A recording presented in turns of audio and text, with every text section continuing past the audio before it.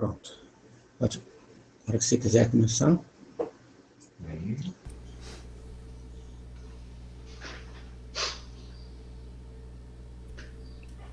Um bom dia a todos. Estamos começando mais um Café da Pecuária Digital. Hoje nós teremos como palestrante o senhor Lauriston Bertelli Fernandes. Eu quero agradecer o Lauriston, uma das sumidades da nutrição animal e da pecuária brasileira, que está dando essa oportunidade de dividir o seu conhecimento com a gente. Queria agradecer a Premix, né, um dos nossos apoiadores do café, por ter convidado o Lauriston para estar aqui com a gente aqui.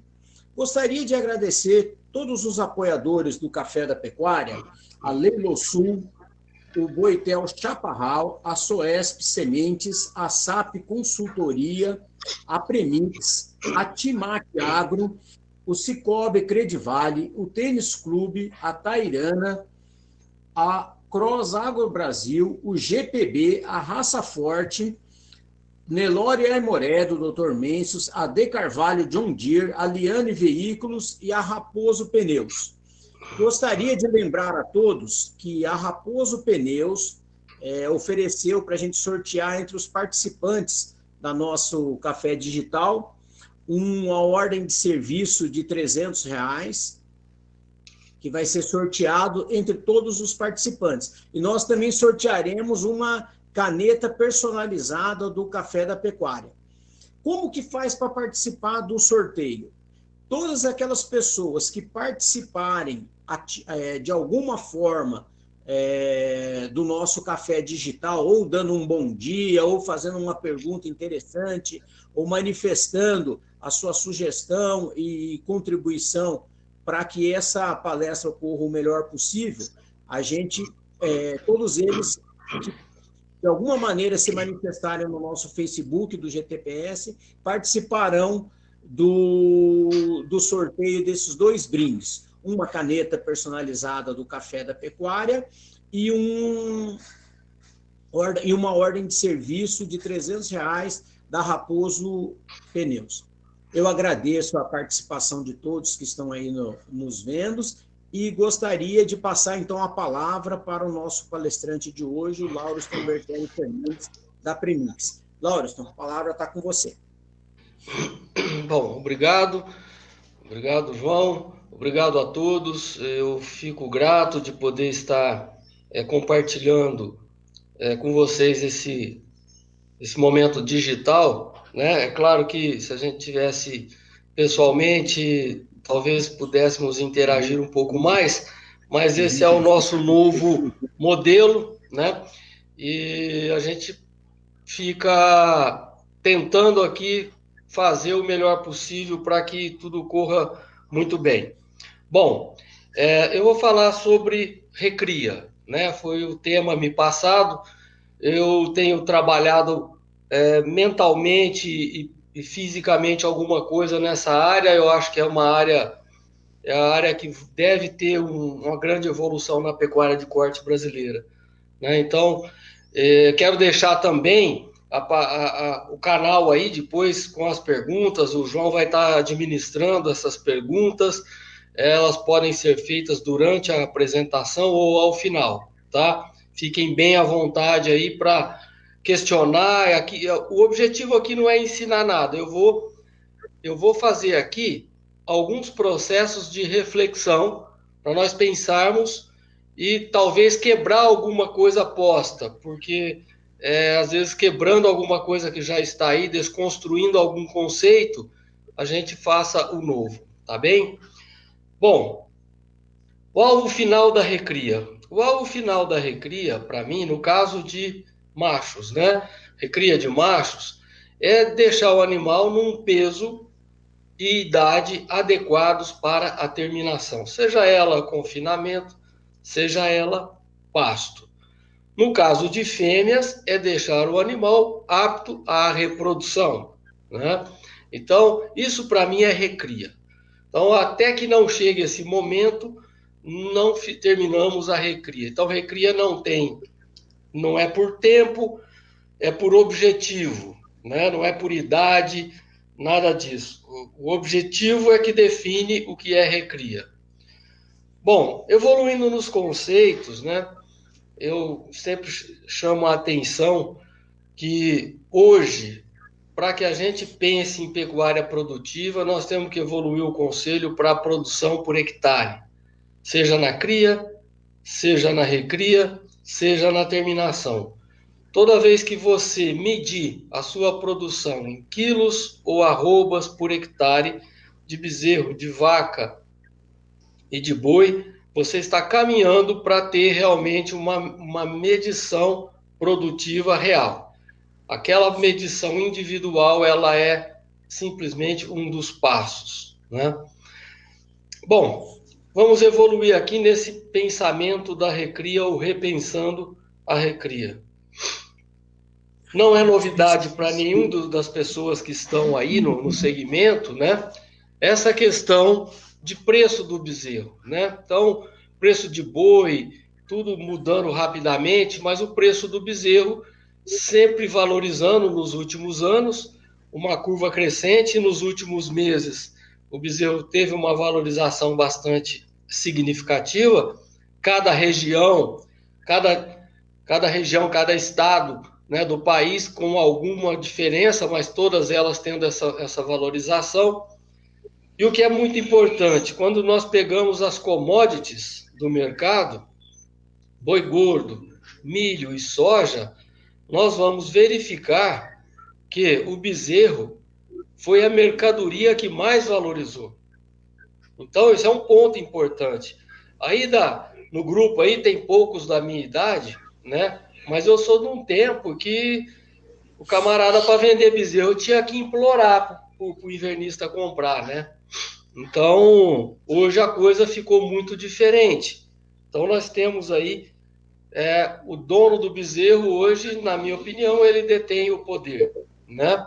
Ele está dominando o segmento aí dessa cadeia produtiva de carne vermelha. Aqui a questão do ágio, né? O ágio, ele cresce, está alto. Nós tivemos esse ano já ágio de 40%, próximo de 50% sobre a arroba de boi gordo. Isso é um ponto importantíssimo, né? O quanto se paga a mais na arroba do bezerro. Isso é importante. Desde o produtor que vende o bezerro, ele saber o quanto ele pode investir, né? E para quem compra, porque o ágio é um índice que ele tem que avaliar, amortizar para entrar numa arroba real de custo para poder ganhar dinheiro recriando e terminando esse animal. Mas o ágio sempre foi uma realidade e agora ele é um pouco mais largo do que os últimos anos, né? Bom, alguns mitos, né, de pecuária, alguns consideram isso, outros não, mas bezerro caro, boi valorizado, né? Isso para mim é mito, porque se eu pago um bezerro caro, não significa que eu vou vender meu boi gordo valorizado. Reposição cara, pecuária ruim, também para mim isso é mito, né? E bezerro valorizado, bezerro caro. São 3 mitos que às vezes tiram a gente da rota correta. Por que eu digo isso? Se eu acho que o bezerro está caro e o meu boi vai ser valorizado tal qual, eu posso errar muito no meu projeto. Se eu vejo um bezerro valorizado, uma reposição valorizada, eu não reponho, até que ponto eu vou rodar a minha fábrica de carne? Eu preciso de insumo. E para quem faz a recria e a terminação, precisa desse insumo. Então você não pode deixar a propriedade parada, vazia, como uma fábrica sem produzir, com custo fixo rodando, né? Bezerro valorizado, bezerro caro, né? Bezerro caro é bezerro ruim. Ponto. Ok? Bom, a questão do ágio. Se alguns aí ainda não fez a conta, eu fiz essa continha rápida aqui, né? Considerando que o tempo de recria ideal deve ficar no máximo até 12 meses, no caso do macho, né, para ser preparado ao abate.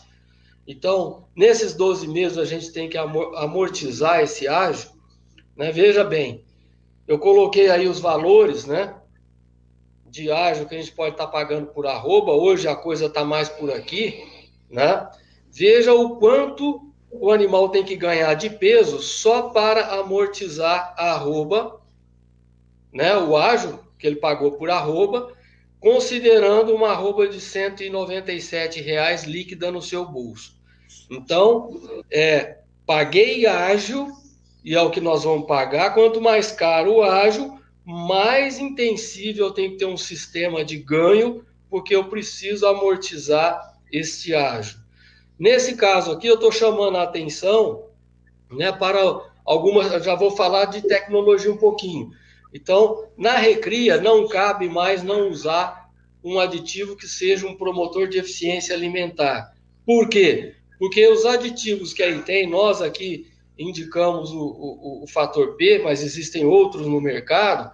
Os aditivos podem trazer ganhos na casa aí de 80 até 140 gramas, o nosso aqui é essa faixa de ganho adicional, e isso vai ser uma ferramenta para amortizar ágio, né? Então, a gente começa a pensar nesse aspecto, né? Por que a gente tem esse aditivo? Porque nós acreditamos que na recria, a tecnologia utilizada de aditivo tem que ser uma tecnologia que estimule o animal a comer melhor, digerir melhor e desenvolver melhor. E pensar em saúde desse animal, né? A parte de saúde interessa muito. Então, nesse caso, a gente tem essa tecnologia. Outros aditivos têm o promotor de eficiência alimentar, mas nem sempre vende a saúde animal, né?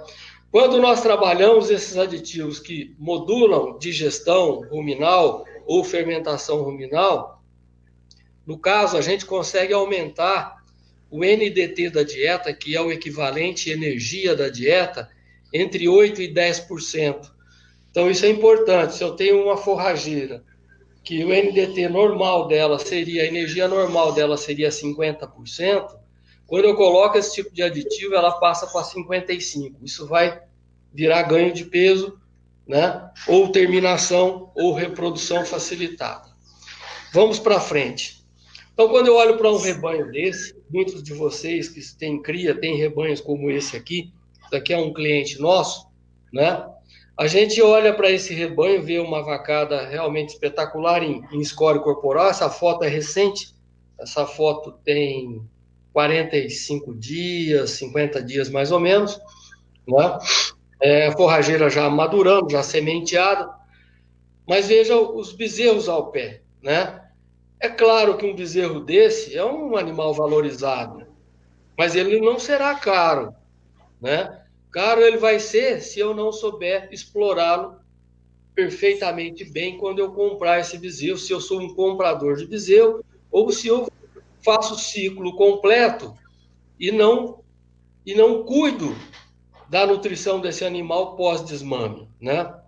Então a gente tem que pensar em conduzir o futuro, né? Quando eu tenho um rebanho assim e faço o ciclo completo, eu já tenho que ter o plano de recria definido. E é claro, todo plano tem que ter o A e o B. Na pecuária, isso é importante. Você tem um plano A e um plano B já pronto para os próximos 12 meses em termos de nutrição dos animais, porque dependendo do mercado, você vai para o caminho A ou para o caminho B, mas você sabe aonde vai chegar, né? Bom, quando é que começa a recria? Eu vejo muito o conceito de recria falar do animal quando ele desmama. Desmamou, ele entrou na fase de recria. O conceito que eu tenho é o seguinte: a recria começa quando nós podemos interferir no processo nutricional do animal. Se eu ponho a mão ali e interfiro, eu já estou fazendo a recria desse animal, tá? Então, para mim, recria começa aqui. quem é o criador aí, quem faz produção de bezerro, a recria está aqui nesse momento, né? Então aqui eu consigo interferir no desempenho dos animais. Eu consigo interferir na minha taxa de desfrute. Eu consigo interferir na produção de carne por hectare, né? Aqui começou a recria em quem faz rebanho de reprodução. Nesse sistema de CRIP, existem modelos e modelos. Então, o que importa? O que importa é se a gente consegue dar a quantidade do nutriente que nós queremos dar aqui, do suplemento que nós queremos dar aqui, necessária para que o animal tenha um desempenho melhor. Então, eu tenho CRIPs aqui modestos, isso aqui serve, mas ele tem uma limitação de coxo, então eu não vou conseguir trabalhar com produtos de médio e alto consumo para rebanho grande, né, maiores. Aqui já é um CRIP que facilita a chegada dos bezerros, porque a vaca chega ao lado e os bezerros chegam também, então o bezerro não gosta de ficar muito longe da mãe, principalmente o bezerro Nelore. O filho de europeu não, o bezerro de europeu tendo um coxo ele para. É diferente o comportamento. Então a gente tem que entender que o comportamento do Nelore é diferente de raças europeias, né? Aqui um outro modelo. Então, o que é importante? Ter uma passagem facilitada, uma saída facilitada, metragem de coxo, área, né? Nós temos no nosso site uma videoaula só sobre creep feeding. Bom, o creep feeding, ele é viável? Aqui alguns resultados, né? Aqui na fazenda do Dr. Flávio. Então, veja os resultados da suplementação de creep. Os animais aqui ganhando entre 27 e 33 quilos durante a fase de amamentação, ou seja, eu estou colocando praticamente uma arroba a mais nesses animais, tanto nos machos quanto nas fêmeas, e nós vamos ver logo adiante o quanto isso vale, né? Aqui um outro resultado também, né? Veja aqui também diferenças de 29 quilos a 40 quilos. Veja que aqui no caso as fêmeas surpreenderam bastante na diferença. Por quê? Porque nós tivemos um peso normal do rebanho comparado ao normal baixo, né? Veja que as fêmeas foram para 200 quilos, 205 quilos e os machos lá 220. Aqui uma outra propriedade na fazenda Jequitibá, veja a evolução a partir do momento que começamos a fazer o planejamento de CRIP. Então, peso crescente dos animais, é claro, gente, que a gente vai ter oscilações mesmo. Um ano de melhor chuva, a vacada vai produzir mais leite, né? Menos chuva pode produzir menos leite. Não se esqueça que o leite interfere no peso dos bezerros, né? Inclusive, esse é um conceito que pode ser abordado depois no momento de falar de seleção de vaca, né? O que eu quero? Se eu quero uma vaca extremamente leiteira ou se eu quero uma vaca que pare todo ano com segurança? Pode ser coisas até teoricamente antagônicas, né? Aqui uma outra propriedade, né, de Araçatuba, veja a diferença do CRIP, né, no ano 2018, né, como se comportava o rebanho. Em 2019, depois do uso do sistema de CRIP com um consumo de 300 gramas. Então, veja que a evolução ela é significativa e ela é fundamental. E veja a qualidade que a gente produz um animal desmamado aos 7, 8 meses de idade, né? Bom, toda a palestra aqui de nutrição que é apresentada, todo mundo mostra isso aqui. Isso aqui é o gráfico da fisiologia de crescimento dos animais, dos bovinos, tá? Isso acontece com a maioria dos mamíferos. Aqui eu estou falando nascimento, né? Depois aqui o animal entrando na puberdade e chegando na maturidade. Eu estou falando aqui animal de 18, 20 meses, aqui animal de 7, 8 meses, né? Veja a capacidade de adquirir massa muscular dos animais, a capacidade de adquirindo massa gorda, né? Os ossos crescem bastante até aqui e depois eu vou ter uma proporção de ossos menor comparado com massa gorda e musculatura. Mas tem essa curva aqui, mas olha o que a gente vê no mercado no dia a dia. A gente vê isso aqui. O que acontece? Por que existe essa curva aqui e não esta? Né? Por quê? Porque aqui nós temos o bezerro ao pé, desmama bem, tal. Aí ele entra numa época dessa, num manejo nutricional pobre. Aqui eu estou sendo bonzinho, ele está praticamente se mantendo, e nós vamos ver no mercado aí, sair aí no mercado e vamos comprar bezerro, garrotes de 12, de 20 meses, 24 meses, com 10 arrobas. Para quem compra, tudo bem, mas para quem está com esse animal na mão e pretende chegar na terminação, isso é um problema, né? Eu considero que quem tem ciclo completo, principalmente, ou quem compra bezerro nesse peso aqui, quer engordar, esse animal aqui tem que ter 400 quilos, pelo menos. Isso numa recria a pasto suplementado. Eu não estou falando de bezerro confinado, né? De animal confinado. Por quê? Porque esse animal aqui é um animal problema em termos de negócio, né? O que eu faço com um boi desse agora em junho até o final do ano? Eu posso confinar? Posso confinar animal de 300 quilos, 320 quilos. Mas quanto tempo ele tem que ficar no confinamento? Se eu tenho uma commodity cara, eu às vezes não vou aguentar fazer isso. Se eu comprei então esse bezerro no mercado e paguei ágio nele aqui, e fiz essa quantidade de arrobas nele aqui só, esse ágio vai entrar para dentro do confinamento. Aí acabou. Confinamento, ao custo que ele é às vezes, né? E ainda tendo que pagar o ágio do bezerro de 60, 70 reais, ele vai começando a ficar complexo, principalmente confinamento longo, né? Então, a gente tem que pensar no que fazer com esses animais.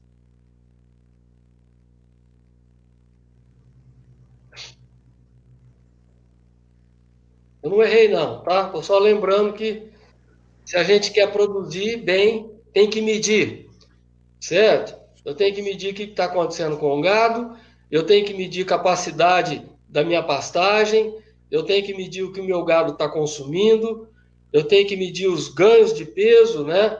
Eu tenho que medir o estoque de peso vivo que eu tenho no meu rebanho, principalmente quem tem cria.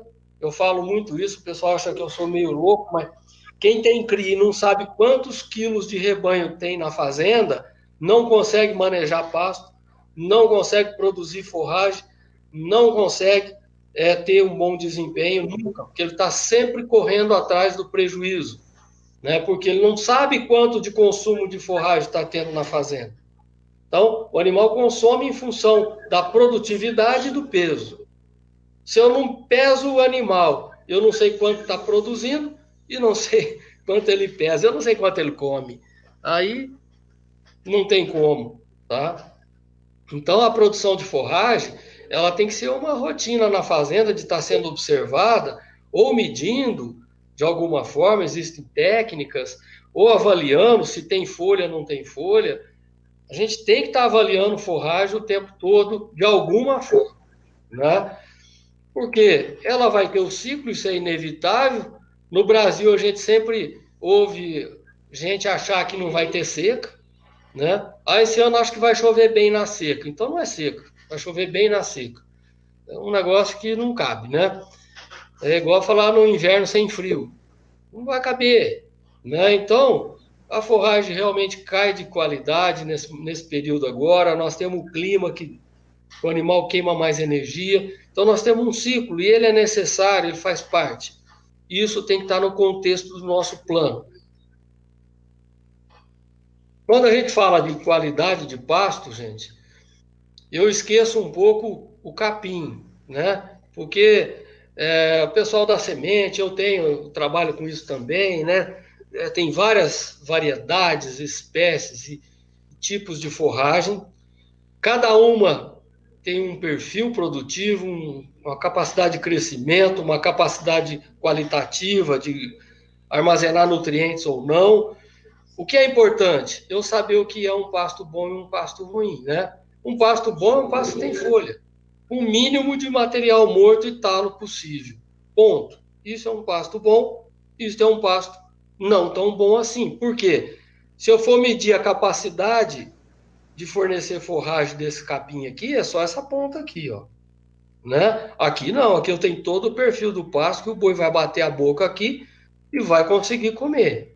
Né? Então, é observar, se vocês observarem bem o animal comer, ele é seletivo, os bovinos são seletivos, ele escolhe folha, é bastante seletivo, então a gente tem que deixar o animal com disponibilidade de folha sempre.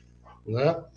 Bom, e a nutrição, a suplementação, ela é uma parte do contexto, que interfere muito, mas ela é uma parte do contexto. Né? Eu já falei uma boa coisa do contexto.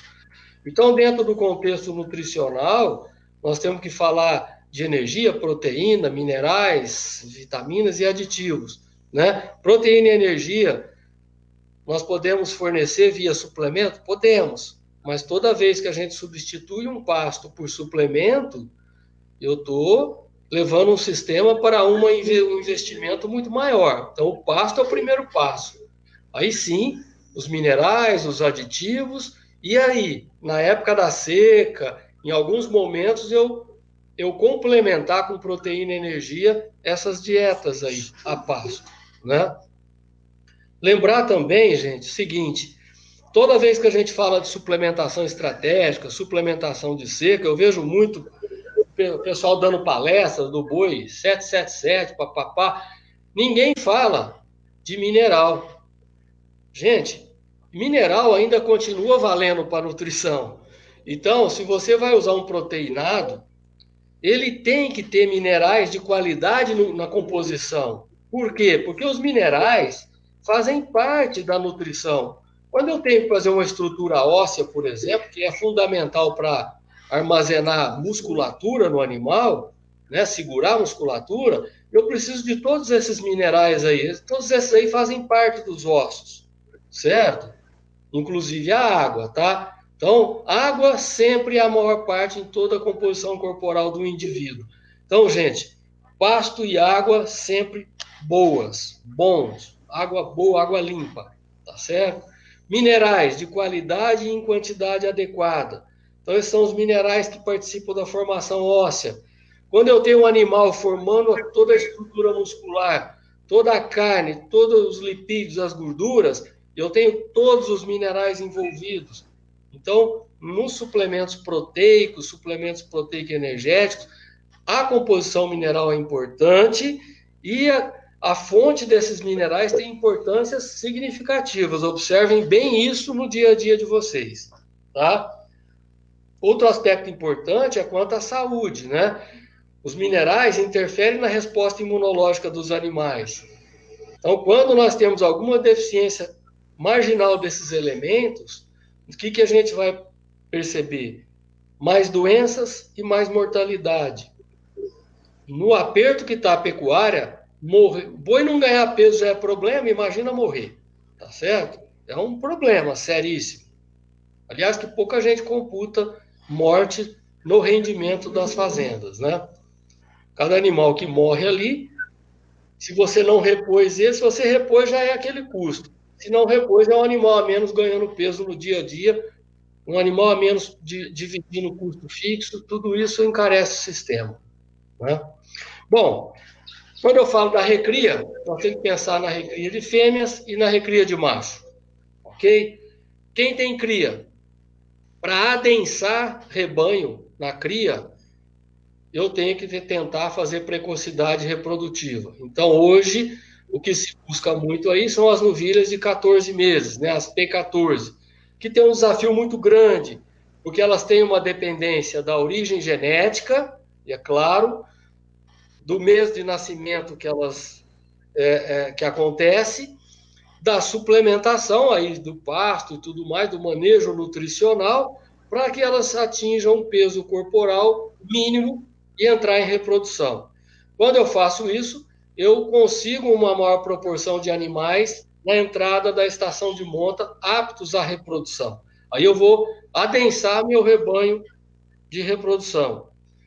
E se eu quero fazer cria, recria e terminação, eu tenho que adensar também e aumentar a produção minha na recria de machos para que eu faça a terminação acelerada de ciclo curto para poder ter espaço para mais fêmeas parindo e reproduzindo no meu rebanho. Então, esse é um desafio grande na recria. Aqui eu começo a abrir para a gente pensar, né? Pegando o peso à desmama, variando de 170 a 200 quilos, isso vai depender do quê?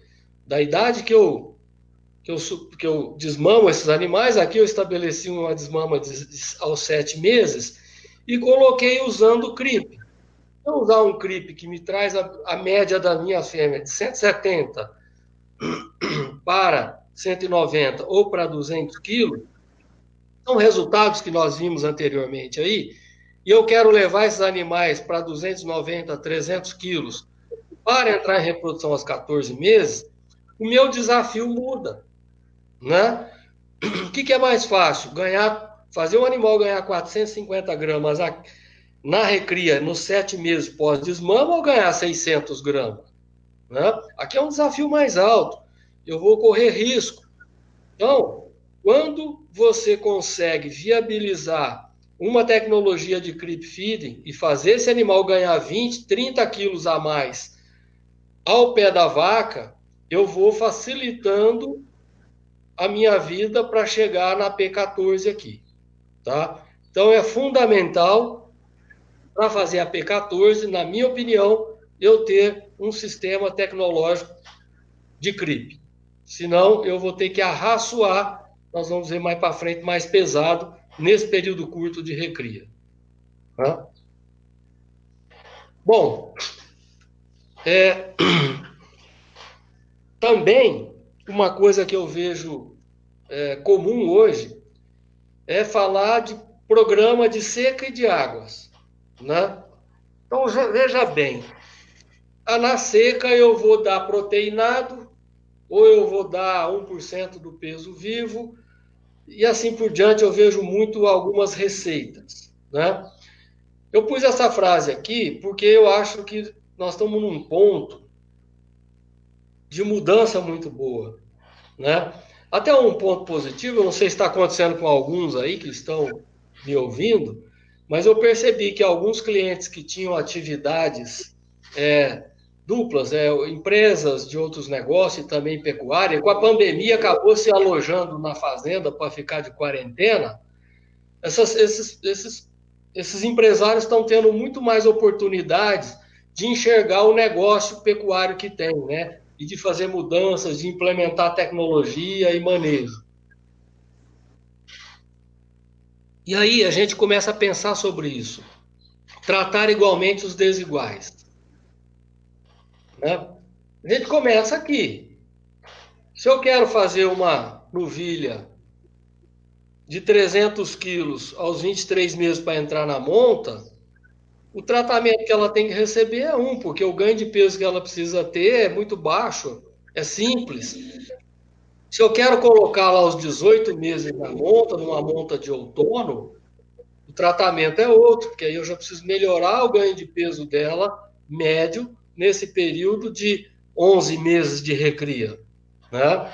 E se eu quero fazer os 14 meses, aí o desafio é muito maior. Então, eu não posso ter um projeto de seca, suplementação de seca, igual para essas 3 categorias na fazenda.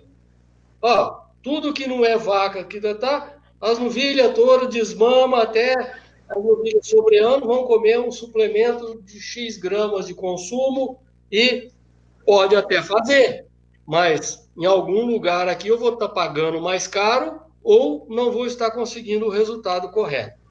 Então, às vezes, o simples passa a ser inimigo do ideal, do bom. Né? Então, ser simples é uma coisa, equívoco é outra. Não é a mesma coisa no macho. Né? Veja aqui, hora que eu tenho um animal desmamado aos 180 quilos, com 180 quilos aos 7 meses, e eu, por exemplo, tenho um ciclo completo, ou compro esse animal e quero deixá-lo apto para entrar na terminação com 19 meses, que seria lá o boi 777, né? Que é esse boi do meio aqui, certo? Para morrer com 21 meses e 21 arrobas, eu preciso fazer esse animal ganhar 660 gramas por dia durante 12 meses de recria, né? Ou 11 meses. Se ele desmama com 210, basta 575 gramas. Se eu desmamo ou compro um animal de 240, bastam 490 gramas de ganho. Então veja que o desafio pós-desmama muda muito. Ou quando eu vou estabelecer uma estratégia de compra, onde é que eu vou comprar e o que eu vou comprar, né? Se a minha estratégia é fixar essa idade para confinar, eu tenho que tratar diferente, porque eles não vão chegar na mesma idade se eu não tratar diferente. Correto? Por que isso é importante? Porque interfere no meu planejamento da minha empresa. Se eu pego esse bezerro de 180 quilos, ou 210, ou 240, e trato igualmente todos eles, certo? E procuro colocá-lo no confinamento aos 19 meses de idade, todos eles, o que vai acontecer? Eu vou ter que ter tempo de confinamento diferente. É muita coisa de diferença entre esse animal que eu desmamei 240 ou comecei a recriar os 240, para quem compra, né? Para esse aqui. Então, aqui eu estou falando aqui, ó, de mais um mês de confinamento, correto? Um mês de confinamento é muita coisa, gente. É muito volume de alimento, é um planejamento totalmente diferente, né? Eu aumento talvez o meu risco, tem outras coisas que eu preciso de mais instalações e assim por diante. Então eu tenho que pensar que se eu não evoluo aqui, o que eu vou ter que fazer? Eu vou ter que evoluir diferentemente, né? Então, por exemplo, se eu pego uma idade de início do confinamento para uma data fixa, certo? Né? Eu vou vendo que eu vou tendo diferentes tempos para confinar, então meu planejamento muda, ok? Então, quando eu trato igual, eu tenho problema. Se eu não quiser ter problema, eu vou ter que estabelecer ganhos diferentes e provavelmente ou certamente nutrição diferente. Essa é a regra que a gente tem que começar a evoluir para quem ainda não evoluiu dentro da fazenda, né, da agora em diante.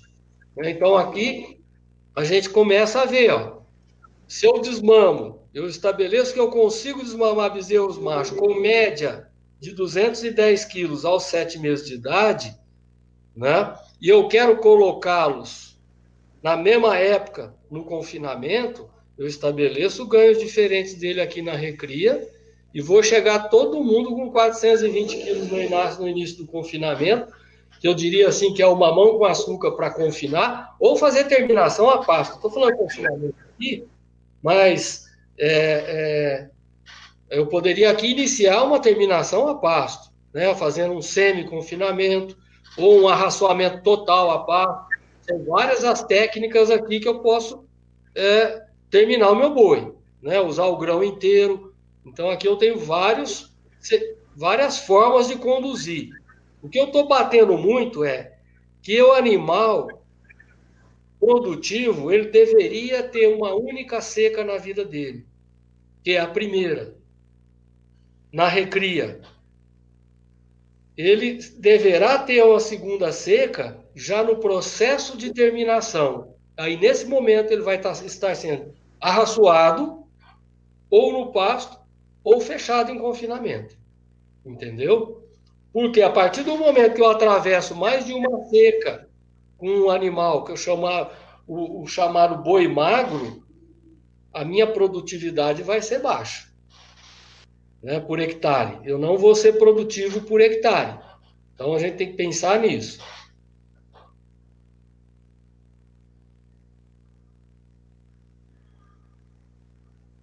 Então, o que eu chamo a atenção primeiro? crie protocolo de pesagem. Por quê? Porque se você não medir, você não melhora, você não gerencia. Então, a recria, né, o bezerro desmamou, normalmente é pesado na desmama, aí entrada de seca nós devemos pesar, saída de seca nós temos que pesar sim. Meados de águas é necessário uma pesagem para você fazer alguma intervenção, né? E final de águas para você já ter todo o seu planejamento. No mínimo 4, 5 pesagens nessa fase toda aí nós temos que fazer. Não tenha medo de passar o rebanho pela balança, gente. Rebanho bem manejado, o limite de pesá-lo é só a operação física mesmo, de gente. O boi em si não tem problema passar na balança. Isso não vai acabar com a saúde do boi, não vai emagrecer boi, não vai acontecer nada, tá? Então, ter protocolos é fundamental que se tenha numa propriedade de produção que queira evoluir. Se não fizer isso, não vai ter evolução, né? Então, nós vamos adquirir bezerros com essa qualidade, né? Por isso que bezerro está ficando cada vez mais valorizado. Isso aqui é um rebanho comercial, tá? Veja, são animais jovens, mas esses animais aqui já estavam com 230, quase 240 quilos. Então, esse animal, ele não pode ser jogado fora tudo que ele construiu aqui até essa desmama, né? Nós temos que conduzir essa primeira vida dele bem conduzido. Então, quando eu falo de recria pós-desmama, então eu vou chamar recria com bezerro ao pé, do bezerro ao pé, e a recria pós-desmama, chamando assim, né? Se eu vou manter esse animal a pasto, né, e a maioria vai fazer isso, eu tenho que pensar que eu preciso de um diferimento de pasto para ter sobra de pasto para o período seco, ou eu tenho que ter um planejamento forrageiro através de conservação de forragens para que eu consiga manter esses mesmos animais nos mesmos pastos, aí mantendo a lotação da propriedade. Né? Então, são 2 caminhos que eu tenho aí, ok? No caso dessa primeira seca, nós temos aí 4 sistemas, digamos assim, né? Eu posso fazer o sequestro, que a turma fala, e eu não gosto muito desse termo, pecuarista já não é bem visto lá na cidade, né, pelo povo urbano. Ele ainda fala que está sequestrando bezerro, é um problema. Então, o confinamento temporário, né, convencional ou com grão inteiro, ele é uma ferramenta, eu não preciso ter reserva de pasto, nesse caso, mas ele me dá uma ferramenta boa para eu fazer essa recria nessa fase, né, pós-desmama. A suplementação proteica, com 0,15, que é o suplemento de baixo consumo, ela necessariamente exige o pastejo diferido, né? A suplementação proteica energética, com 0,5, eu vou estar dando aí 1 quilo, 1,2 kg de suplemento. Aqui anteriormente eu estou falando de 300 gramas de suplemento, né? Essa aqui também exige o pastejo diferido, né? Para que esses animais tenham pasto, volume e receba o complemento nutricional para os desempenhos de ganhos moderados. E a gente tem o projeto também, que eu chamo o projeto com programação de volumoso, onde eu armazeno volumoso para levar volumoso lá no pasto, numa dosagem de 1% do peso vivo de matéria seca para os bezerros. Quando eu faço isso, eu preciso da metade do estoque de pasto desses 2 sistemas aqui.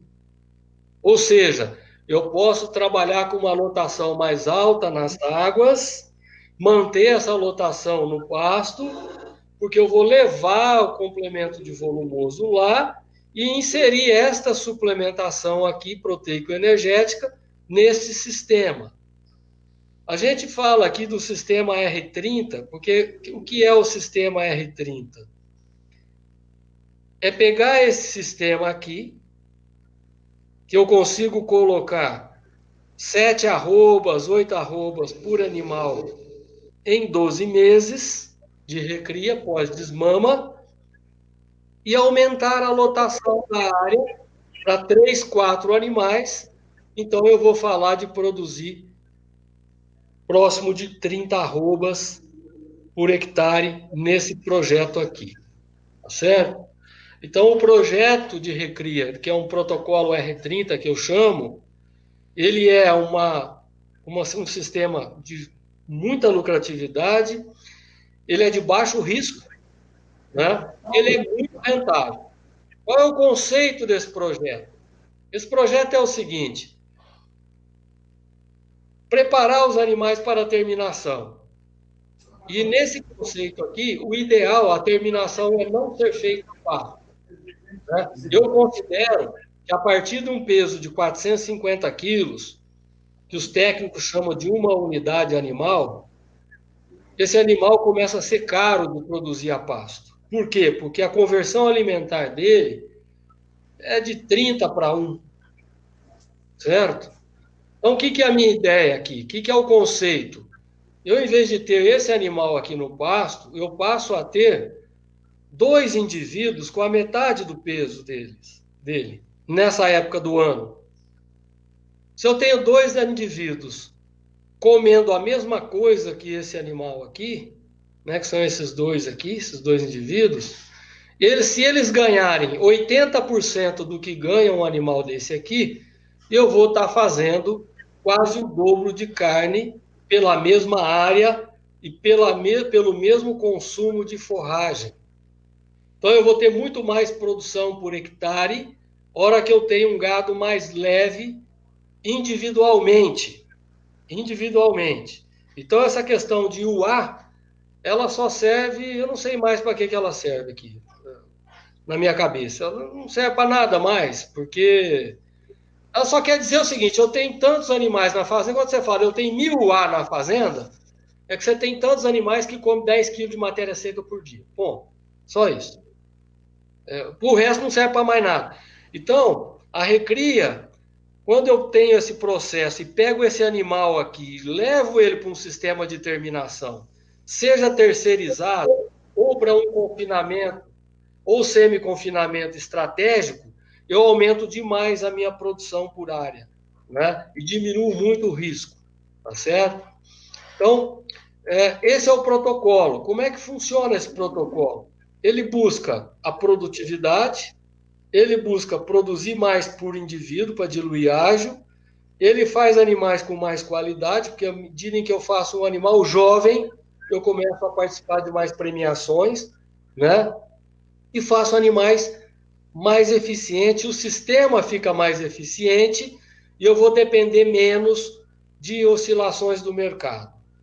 Quando eu falo de suplementação desse projeto, eu estou falando de suplementação de 0,4% a 0,5% de proteico energético e sempre usando o aditivo para poder maximizar o ganho, né? Aqui começa o conceito desse projeto de armazenar forragem.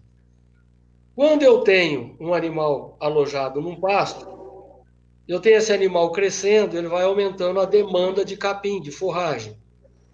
E eu tenho uma produção de forragem boa no período das águas, que depois ela cai e entra numa fase negativa. Então, o grande problema de fazer suplementação a pasto é os meses de setembro e outubro, onde a demanda de forragem aumenta e nós não temos mais produção e existe um desmanche de estoque de forragem e esse animal não tem o desempenho que você espera. Aí todo mundo fica bravo com as fábricas de suplemento, porque o animal estava vindo bem, chegou setembro e outubro, ele afinou. Para que isso não ocorra no sistema de pasto, eu tenho que deixar um estoque muito alto de forragem. E isso vai me limitar a lotação da fazenda. É uma opção. É uma questão de fazer conta, tá? Que eu não corra esse risco aqui. Quando eu faço o sistema, o R30, eu posso, além de tudo, fazer a adubação. né, desse pasto. Eu fazendo a adubação, eu faço produzir mais, mas também eu corro esse risco aqui, porque eu tenho um animal no momento em que pode dar uma chuva ou outra e nós desmontarmos a palhada. E eu acho também muito caro o preço que a gente paga estocar uma forragem que vai caindo não só a produção, mas a qualidade, para usar aqui. Se eu tenho um capim com 11% de proteína aqui, vou usar ele, guardo ele para usar com 5%, é a mesma coisa eu guardar dinheiro embaixo do colchão. Ele vai estar lá, mas vai estar valendo menos, né? Quando eu faço a adubação, eu posso aumentar essa lotação. Em vez de 2 bezerros por hectare, eu posso pôr 4.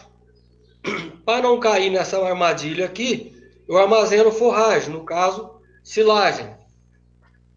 A silagem de milho, ela tem um efeito substitutivo de forragem de 1 para 1, ou seja, de 100%. Tá?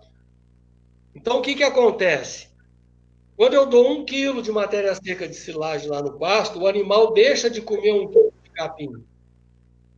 Ele pode deixar de comer 1 quilo de capim. Quando eu dou 1 quilo de ração lá no pasto, o animal deixa de comer, no máximo, 600 gramas de capim. O concentrado substitui forragem a partir do momento que eu dou 0,7% do peso vivo dos animais lá no pasto. E a partir desse momento, ele substitui numa proporção de 60% só. Então, se eu der 1% de ração lá para um animal, de matéria seca, e ele precisa comer 2%, ele ainda vai depender de 1,4%, 1,3% do peso vivo dele de forragem para equilibrar. Senão ele não vai ganhar peso, ele vai afinar e ele vai ficar morando em volta do coxo esperando comida. Tá? Então, quando eu faço isso com silagem, ele come e ele tem enchimento. E a silagem tem um alto valor nutritivo. Então, eu vou dar aqui volume, vou dar fibra para dar o enchimento, a saciedade e vou dar qualidade. Né? Não são todas as fazendas que dão para fazer isso. São fazendas que têm uma logística, né, interna adequada, né, mas muitas que eu conheço dá para fazer isso. Aí sim, eu vou ter uma dependência menor dessa fase aqui de forragem, eu vou ter mais estoque, eu vou conseguir com que os animais não entrem no negativo e eu vou conseguir desempenho, né? Então, eu saio, né? Muita gente já saiu dessa condição aqui, muitos já estão chegando aqui. Se eu conseguir, nesse projeto, com 2 animais por hectare, só a pasto, eu consigo chegar em 14 arrobas por hectare. E se eu fizer a conservação de forragem e manter 4 cabeças por hectare, não estou falando de 4 UA, estou falando de 4 cabeças, que inicia o projeto com 200 quilos, 180 quilos e vai terminar com 400, 450 e vai sair dali. Eu consigo fazer 30, 40 arrobas, 35 arrobas por hectare. Tá? Se eu pensar em tempo para o animal chegar no ponto de iniciar a terminação, eu saio do convencional, que é acima de 2 anos, o boi magro de 2 anos, e chego no animal com 19 meses, 20 meses, 8 meses, com 400 quilos para iniciar a terminação. Então, eu vou aqui sim fazer, nesses 2 sistemas, começar a fazer ciclo curto. Com proteinado de baixo consumo, eu diminuo o ciclo bastante, mas não tão curto quanto esse sistema de 0,5% do peso vivo por animal dia. Tá? Aí custo cada um tem o seu, mas normalmente os custos variam tem uma barrigada assim. Sempre com mineral o custo é mais alto, porque o custo fazenda não é barato. Então o animal fica muito tempo na fazenda, então isso é um problema. E quando a gente fala de rentabilidade por hectare, isso muda totalmente, né? Eu saio, às vezes, até do negativo e vou competir com grão, com lavoura branca, né? Fazendo carne, nesses projetos assim, tá ok? Esses projetos a gente tem medido o inventário de carbono, então são sistemas bem sustentáveis. Inclusive, nós apresentamos um projeto desse o ano passado, agora em Nova York, no simpósio de ciência, e nós ganhamos o prêmio. Nós falamos de produção de carne sustentável no trópico, né? No caso, Brasil, com animais zebuínos. E apresentamos esse projeto e esse balanço de carbono, ganhamos um prêmio lá, melhor trabalho na área de produção de carne, nesse trabalho em Nova York, ano passado. Bom, protocolo do R30. Primeiro, então só resumindo, ajuste 4 cabeças por hectare pelo menos. Se eu colocar 2, eu não vou fazer 30 arrobas, eu vou fazer 14, 15. Se eu colocar 3, eu vou fazer 21 a 27 arrobas, 25 arrobas. Peso corporal inicial ideal mínimo 190 quilos. Estoque de forragem no início da seca, 2.600 quilos de matéria seca de folhas. Acúmulo de forragem nas águas, acima de 40 quilos de produção de matéria seca por dia. Gente, manejar pasto na seca é fácil. Eu vou lá, meço a quantidade que tem, calculo quanto o animal come e faço a lotação, porque não tem erro, não vai produzir mais, o estoque é fixo. O enjoado é produzir pasto nas águas. Muita gente aduba pasto e não mede quanto o pasto cresce por dia. Se você está adubando o pasto, por favor, comece a medir quanto você está produzindo de pasto por dia, para ver se você está pagando o adubo e para ver se você está colhendo o pasto adequadamente. Porque você precisa ajustar a lotação, tá? Solo, a gente começa com 55%, 60% de saturação de base, fósforo entre 9 e 12 ppm é suficiente para esse projeto aqui, tá? Adubação, nós trabalhamos, se a fazenda é terra mediana para boa, 20 quilos de nitrogênio por ano, por hectare, por animal alojado. Se ela é um pouco mais fraca, 30 quilos de nitrogênio por animal alojado no período das águas, dividido em 2, no máximo 3 parcelas. Silagem para esse projeto, 9 quilos de silagem, com 30% de matéria seca, por animal dia, faz o projeto para 130 dias, então essa tonelagem de silagem, numa área que produz 40 hectares, gente, você trata de praticamente 36 animais, bezerros. Se você tem 1.000 bezerros para tratar, você não precisa mais que 40 hectares para tratar de 1.000 bezerros. Isso produzindo 40 toneladas por hectare, tá, de silagem. Se produzir 35 é pouca coisa a mais, tá?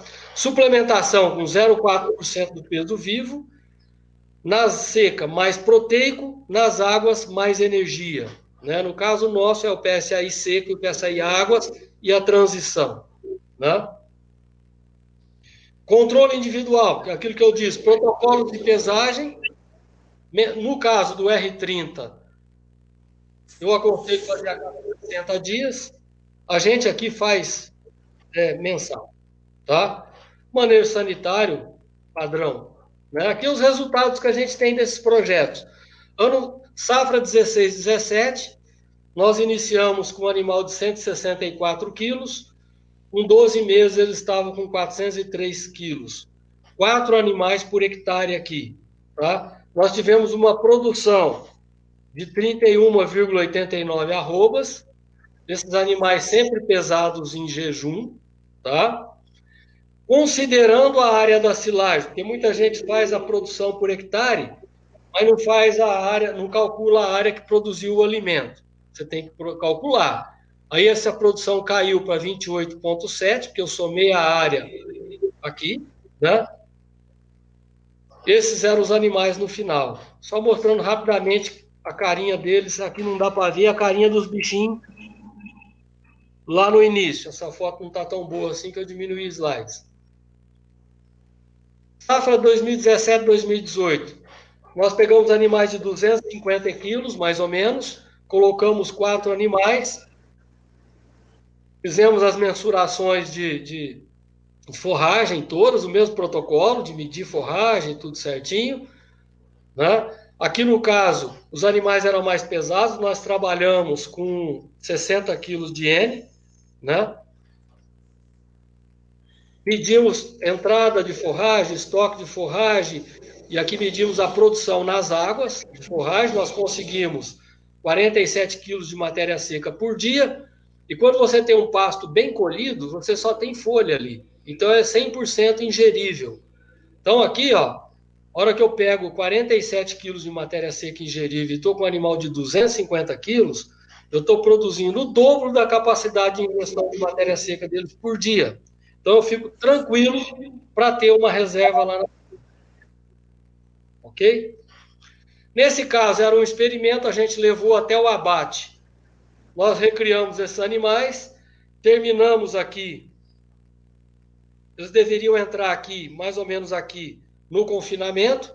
Nós resolvemos dar, mais nesse período aqui, mais 10 quilos de silagem, mais ou menos, por animal. Voltamos na silagem e 1,5 kg de suplemento e matamos com 513 quilos para ver o que ia dar. Esses animais, eles deram 54% de rendimento, né? Aqui foram os ganhos de peso diário deles. O que eu chamo a atenção, eu pus esse gráfico aqui, ele é até meio feião, mas para ver o seguinte, quando a gente pesa animal todo mês, a gente vê que pesagem é um negócio complicado, né? Se o cara pega essa fotografia aqui, ele larga a mão do projeto, certo? Lembra que eu disse que agosto, setembro é crítico? É crítico mesmo levando forragem. Mas veja aqui o ganho compensatório que esses animais tiveram depois, e aí vem a média de ganho desses animais em 12 meses foi 693 gramas. Uma excelente média de ganho. Isso aqui você coloca 8 arrobas por animal, né? Então, nesse ano, a gente produziu 42 arrobas por hectare, calculando a área de silagem, 38 arrobas. Esses eram os animais na hora do abate, com 513 quilos de peso vivo médio, e deu 54% de rendimento. Esse ano, 2018, 2019, nós fizemos o seguinte, se eu fixar a área e ir passando o lote dentro dessa área e medir o que ganhou nesta área, que o que interessa é isso. Nós trabalhamos com 2 lotes, recriamos uma parte, foi para o confinamento, depois entrou com outro lote e foi até 389 quilos. Isso aqui eram animais que a gente queria usar em outros experimentos, mas nós fomos medindo o que esta área produziu nos 12 meses, nesse conceito do R30, a seca levando silagem na proporção de 1% peso vivo e uma suplementação fixa de 0,4 a 0,5 de suplemento diário, aditivado. Veja que a mesma coisa, tivemos aqui ganhos variados, nós tivemos uma geada aqui, o ano passado aqui na região, aqui os ganhos de novo dos animais, outro lote, média de ganho diário na área, no protocolo, 621 gramas. Novamente, 8 arrobas praticamente por animais, e aqui nós conseguimos produzir animais mais pesados, comeram mais, nós conseguimos produzir 33 arrobas por hectare, considerando a silagem, 29 arrobas por hectare. Correto? Eu vou mostrar rapidamente, deixa eu ver se eu tenho tempo. Eu estou quase estourado no tempo. Dá tempo, João, de mostrar só uma outra ferramenta? Nós já estouramos o nosso tempo, mas o assunto está muito interessante, o pessoal está gostando, seria importante aproveitarmos essa oportunidade de estar com você aqui. Aqui eu vou só mostrar uma ferramenta aqui, porque esse negócio de produção a pasto, né, é um negócio complexo, muito diferente de confinamento, que você tem um domínio total da situação. Isso aqui é uma ferramenta que nós temos, a nossa equipe tem ela, né? Nós construí essa ferramenta aqui. Ela nos ajuda a projetar desencanho de animais a pasto. Então aqui, por exemplo, onde está em azul eu posso preencher. Vou só mudar aqui para vocês verem que isso aqui pode mudar. Eu pego, por exemplo, um animal de 190 quilos agora, eu datei dia 1º Eu vou datar aqui dia 1º/6. Ou dia 2/6 aqui.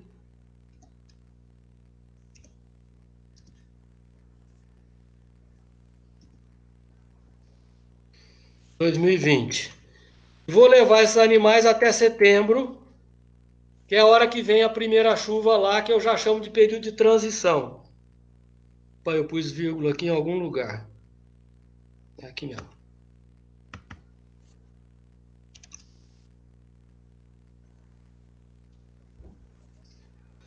Zero, 6,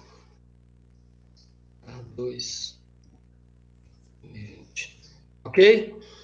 Então, se eu pegar esse animal aqui dos 190 quilos e imagino que eu quero pôr 250 gramas de ganho nele nessa primeira seca, que eu vou trabalhar, por exemplo, com suplemento de 300 gramas. Eu venho aqui, ó, eu estou estimando que na minha seca lá nessa propriedade o pasto vai estar com 5% de proteína. Esse animal vai ter um peso médio de 185 quilos. E eu vou trabalhar com 300 gramas, mais ou menos, eu vou pôr aqui 0,16% do peso vivo dele, em suplemento, que vai dar 300 gramas de suplemento. Eu vou pegar aqui o Campo Recria, um produto com 50% de proteína, mais os minerais com a devida qualidade, aditivado, e jogo esse sistema no sistema. O que esse sistema me faz? Com essa proteína aqui, ele calcula quanto que o animal come de pasto, que eu posso jogar aqui também. Eu estou estimando que ele vai comer 1,8% do peso vivo dele de pasto. Nesse caso, eu estou considerando que tem macega para ele comer. Ele fala que esse bezerro vai ganhar 243 gramas. Eu tinha projetado 250, tá? Mas não tem problema. Eu calculo aqui a energia do pasto. Estou pondo aqui, no caso da seca, 50%. Com aditivo. O suplemento proteico tem baixa energia, já está aqui. Pela energia, ele deve um pouco, ó, tá certo? Então, o que ele faz? Ele calcula para o menor ganho, vai lá, me traz, pelo ganho médio, desculpa, me traz o peso final desse animal, tá? 211 quilos, ele vai terminar a seca, tá certo? Então, eu terminei a seca com esse animal. Bom, e se eu quisesse que ele ganhasse mais? Ou mais? Toda vez que eu dou 300 gramas desse suplemento, o meu bezerro vai ganhar 250 gramas, 240 gramas? Não. Se o pasto cair para 4% de proteína, o ganho cai para 140 gramas. Ó. Certo? Ou, se o meu pasto não seca tanto, eu tenho um pasto bem manejado, fiz uma coberturazinha na pré-seca, pré-sementeira, ele já sobe para 300 gramas de ganho, certo? E aí eu já começo, e aí a digestibilidade dele melhora, ele já tem uma energia melhor. Eu já jogo aqui. Isso aqui a gente tem que ser um pouco técnico para jogar, mas a gente consegue manejar e saber o que está acontecendo. Então, veja bem, aqui eu já consegui saber o peso desse animal, eu posso jogar eficiência e projetar a vida dele. Bom, o que eu vou fazer no período de transição?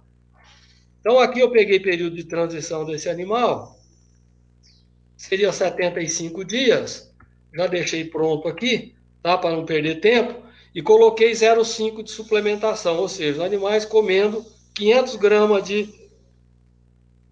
Vou pegar. Animais comendo aqui, no caso, comendo 1% do peso vivo, tá? Se eu pus 1% do peso vivo, 1% não, 1 kg de suplemento aqui, a partir daqui, com 18% de proteína, eles já vão ganhar 1 kg, 550 gramas nessa fase, setembro até novembro, pelo menos isso, tá? Eu já vou saber o peso desse animal aqui, ó. Esse animal vai terminar aqui com 257 quilos, ok? Se eu continuo no projeto, a partir dessa data, mantenho essa suplementação aqui, trago para 0,4 do peso vivo dele, tá aqui. Estabeleço que aqui eu tenho um pasto com 11% de proteína, certo? Pego um suplemento energético aqui no caso. Nesse caso aqui ele vai ter no máximo 12 de proteína, um PSA e água. Esse animal poderá ganhar 1 kg coloca a energia do suplemento aqui, o pasto aqui também mais energético, tá? Veja que ele ganha 1 quilo, está equilibrado proteína e energia, e eu faço um animal com 440 quilos, pronto para entrar no confinamento, com aquela pergunta que não quer calar. A que custo? Eu pus aqui alguns custos, eu faço um animal colocando um custo absurdo de caro de R$1 por dia de fazenda. Eu acho isso um custo caro. Quem tem esse custo precisa revisar, ver se é isso mesmo, né? Mas normalmente um custo de fazenda aí, pasto, cerca, tal, operacional todo é 40, 60 centavos. Você faz em todo o projeto uma arroba de R$128. Onde é que você arruma um animal com uma arroba de R$128 para fechar num confinamento? Aí aqui sim eu posso somar nas arrobas iniciais o ágio. Se eu paguei 60, eu somo 30 aqui, porque eu estou com o dobro de arrobas nesse período, né? E aí eu estou diluindo o ágio, vou estar fazendo um animal com R$160 de custo por arroba, né? Por isso é que a gente tem que estar pensando isso no custo de fazenda aqui. Se eu pegar um custo de fazenda de 0,6 centavos, tá? Aquilo soma tudo, eu vou baixar aqui, 0,6.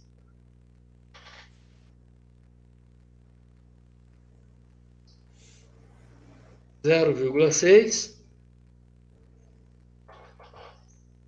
Eu vou fazer uma arroba média em 11, 12 meses de R$100.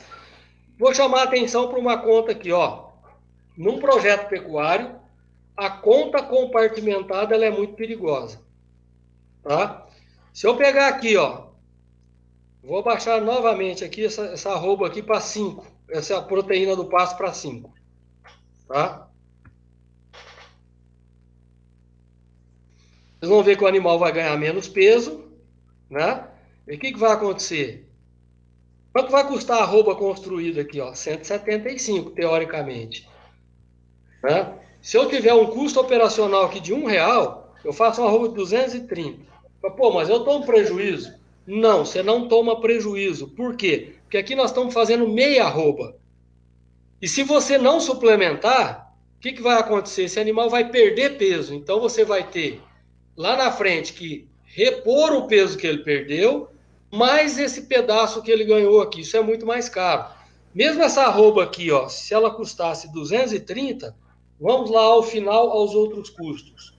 Ela continua numa arroba de 100,2. Não, desculpe. Ela chega numa arroba de 117. Tá ok? Então a gente tem que projetar o ano. Tá ok? Então é isso que eu queria mostrar para vocês. Obrigado. Eu fico à disposição para perguntas e respostas se eu conseguir. Eu vou minimizar isso aqui e fico à disposição se tiver alguém aí ouvindo ainda. Ô, Lauriston, tem sim, tem bastante gente ainda com a gente aí.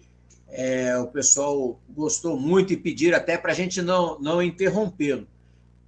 Eu queria ressaltar, assim, que você destacasse novamente, você falou muito bem sobre a importância do planejamento forrageiro para a gente colocar mais animais em pastagem e produzir mais arrobas por área, que é um conceito do agricultor, que é produção por área e não por animal, e agora nós estamos trazendo isso para a pecuária, que, ao meu ver, é a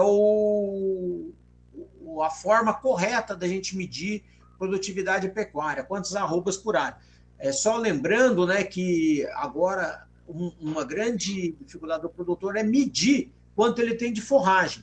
Eu estou envolvido num projeto aí que a gente consegue fazer isso por imagem de satélite usando o sistema de NVDI, que mede quanto você tem de forragem em função de quanto de fotossíntese está sendo realizado naquela área.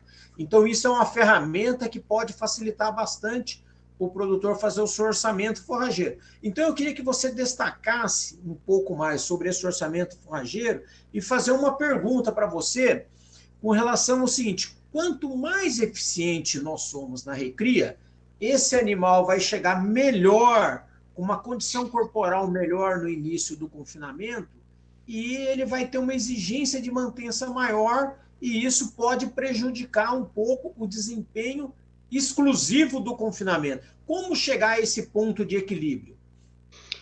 A pergunta é muito boa. Eu vou começar dessa pergunta aí, porque ela é fundamental. Primeiro, ele chega numa condição melhor, ele tem uma exigência de mantença diferente. Mas é o seguinte, quando a gente faz esse tipo de suplementação, a eficiência do ganho desses animais sobe para 54%, 55%. Então ele está fazendo o componente carcaça. Segundo, ele entrando no confinamento, ele vai ter uma eficiência de ganho na casa de 65%, 67%. Por quê? Porque ele vai fazer somente componentes carcaça. Existe um equívoco de que o animal entrando mais magro no confinamento, ele ganha mais. Não, ele vai ganhar peso de rumen, peso de fígado, gordura de vísceras, coisas que não são carcaça. Então, essa coisa aí, de maior exigência, ela na prática não vai ser. Você vai conseguir um animal, porque o que interessa não é o ganho de peso vivo, é o ganho de carcaça. Esses animais, todos desses projetos, nós colocamos no confinamento e medimos o ganho em carcaça deles. Todos eles ganharam acima de 1 kg, 1,1 kg de carcaça. Na mesma dieta dos outros que não vieram desse sistema, entendeu? Então, a eficiência de ganho, já ganharam mais massa muscular, eles têm mais velocidade para dar acabamento, que é um desafio grande, e acabamento que é caro no confinamento. Então, o ganho é muito maior do que se pensa. Na questão da forragem, né, da silagem, por que eu pus a silagem?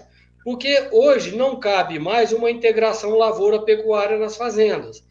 Então, no mínimo, o pecuarista tem que aprender a fazer silagem para reformar pasto. É uma forma de reformar pasto. E é o que eu disse, gente, um produtor que recria 1.000 animais, ele precisa de 40 hectares só de silagem.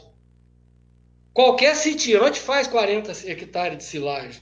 Então tem que quebrar esse paradigma, eu vou ter que virar agricultor? Claro, senão o agricultor é que vai virar pecuarista. O pecuarista que não virar agricultor, ele vai ter que dar espaço para o agricultor que vai virar pecuarista. Certo? Então, 1 hectare trata de 35 a 40 animais nesse projeto. É só fazer essa conta. Tá ok? Muito bom, Lauro. Inclusive, foi bom você ter lembrado dessa ferramenta que nós temos à disposição, né, que é a integração lavoura-pecuária, como ferramenta de melhorar a produtividade das pastagens nas propriedades, né? Além de nós produzirmos comida para o gado na época do inverno, nós vamos disponibilizar um pasto com forragem de melhor qualidade na entrada da seca, e tudo quem vai pagar a conta é a agricultura, né? Então, isso é um sistema muito interessante. Eu queria fazer mais uma pergunta, e depois nós vamos encerrar por causa do horário, mas é a questão das fêmeas. A gente vê que ainda existe uma certa resistência em um tratamento adequado dessas fêmeas na recria e para explorar uma precocidade da reprodução. Então, eu queria que você abordasse um pouquinho mais isso, ainda mais hoje com o preço que está o bezerro. Isso é cíclico, mas o bezerro muito valorizado, e o fato também de nós termos fêmeas precoces, nós não só ganhamos em termos de produtividade, mas também avançamos no melhoramento genético. Eu queria que você falasse um pouquinho da importância de nos preocuparmos com a recria de fêmeas. A pergunta é muito boa. Eu comentei rapidamente no início, né? Nós não vamos fazer uma vaca parir. Eu falo assim, o bovino, ele é muito ingrato, né? Você tem uma galinha, ela bota, sei lá, uma galinha caipira que seja, ela bota 20 ovos e gera 15, 20 pintinhos numa geração, digamos assim, né? Uma porca tem 14 tetos, ela pare 14 leitões, né? A vaca tem 4 tetos, só pare um bezerro. Quando pare 2 é problema. Então, já começa por aí, né? Então, o que nós temos que fazer? Adensar. Adensar significa encurtar ciclo para entrar em reprodução. Então, esse projeto de P14 encaixa bem nesse projetinho do R30, porque a fêmea, ela responde bem, ela vai encaixar bem, né? Se você não emprenhar, você hoje, a fêmea com acabamento tem uma valorização tremenda. Então, eu imagino que o produtor de cria tem que entender que ele é um produtor de carne, né? Então, fazer esse planejamento para o máximo de fêmea que ele jogar nesse projeto, o custo da arroba, vocês viram aí, a da fêmea, como ela ganha um pouquinho menos de peso, ela vai ser bom, vai ser viável, sai de 120 para ir para 130 e mais, né? Uma fêmea com 13 arrobas você já mata, você já tem liquidez nela, e assim por diante.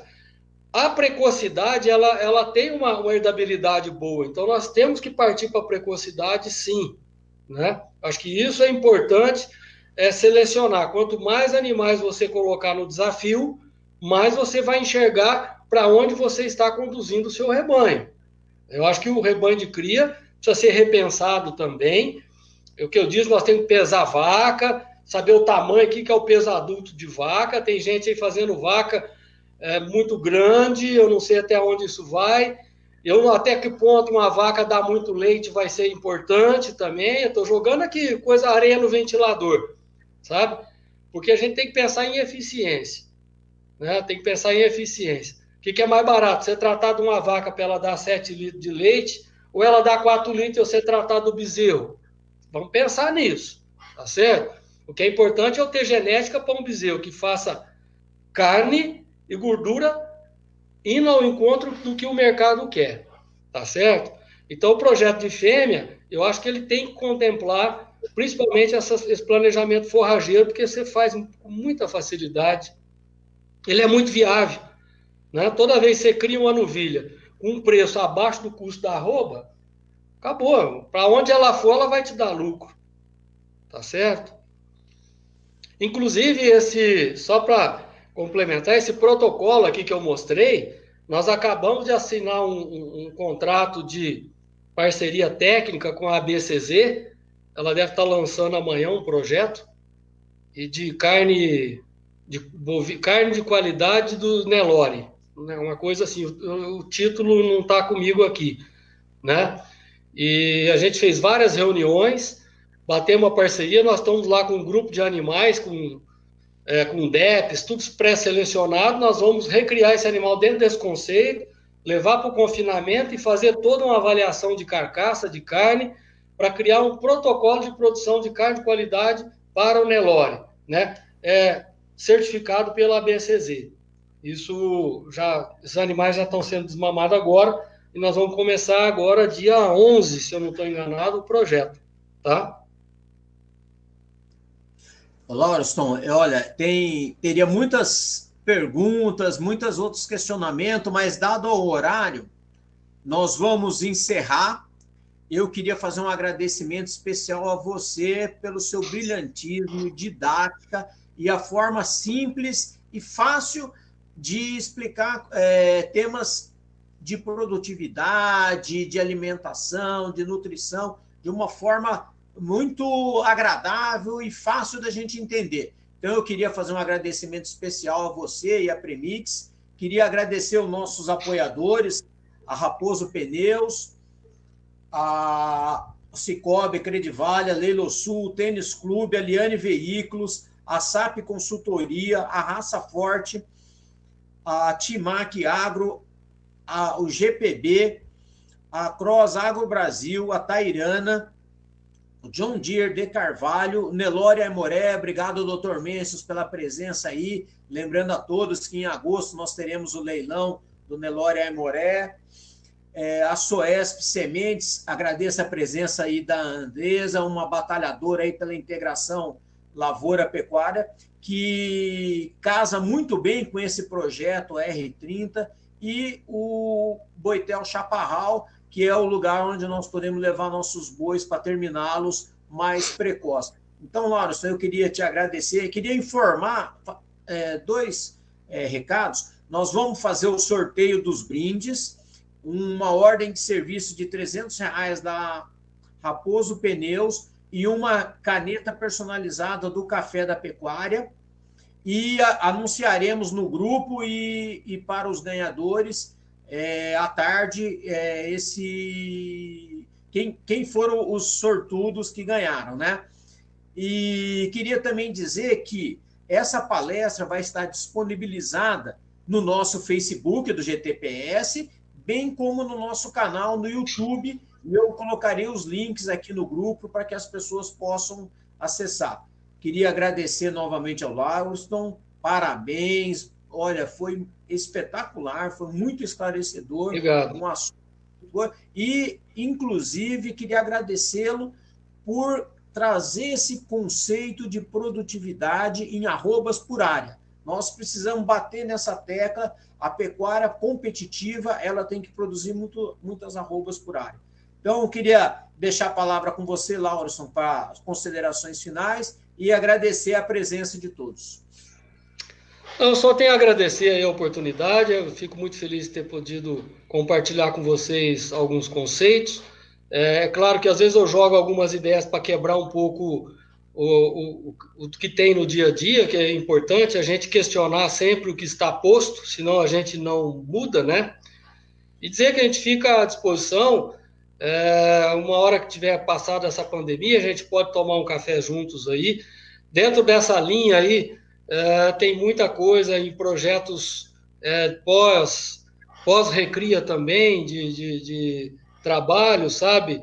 Existe um trabalho aí que eu peguei com a professora Ana Cláudia aí, que mostra muita coisa diferente no conceito de nutrição de animais, conforme eles nascem, conforme a mãe, conforme a idade de nascimento. Então, tem muita coisa aí para ser mudado nos conceitos de nutrição e manejo aí para frente, tá? A gente pode bater um papo sobre isso numa próxima ocasião. Obrigado. Eu vou até pedir licença, eu vou sair aqui que eu tenho um webinar para começar agora às 9 também. É uma outra palestra que eu tenho que dar aqui com a equipe nossa, tá bom?